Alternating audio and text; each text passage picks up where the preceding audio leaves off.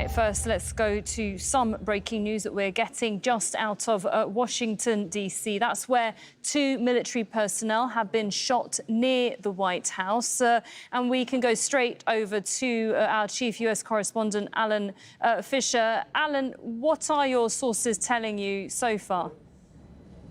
Well, all this happening just in the last few minutes as we're coming on air. We're beginning to build a picture of what may have happened. This happened at Farragut West. It is a metro station, an underground train station, about a kilometre away from the White House. A couple of shots were heard ringing out just after 2 o'clock local time, so just about 45 minutes ago, actually.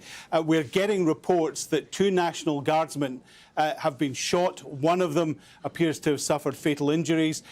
Obviously, they are being medevaced out of the area and to local hospitals. The George Washington Hospital, which isn't far from where I'm sitting, would probably be their first port of call. It has one of the most advanced emergency rooms in the country, and heading in that direction. Clearly, there is a huge police presence there. Now, National Guardsmen have been on duty in and around Washington, D.C. for several months. It was Donald Trump's idea to put them into the city because he said there was just too much crime, and he believed it had been a big success. And we saw these National Guardsmen mainly at big tourist spots, but also we saw them regularly just doing the rounds at local metro stations and underground rail stations.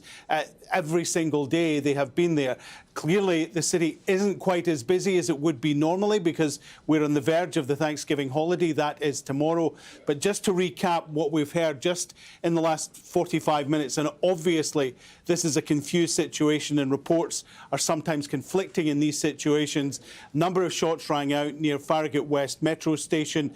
2 National Guardsmen are reported to have been injured. One of them is said to be fatally injured, the other in a serious condition. They have been taken to hospital. There is a full police investigation there at the moment, and at the moment that investigation is being handled by the DC police. We can almost be certain that the president, who's currently in Mar-a-Lago, not at the White House, has been informed, but we were told that for some time the White House was effectively locked down. No one could get in or get out until the situation became clearer. So that situation ongoing, not far from the White House, about a block from the White House at the moment. OK, so, Alan, if there's any more updates, we'll be sure to speak to you and get those updates, of course, as what we know so far. 2 military personnel, as you said, shot near the White House.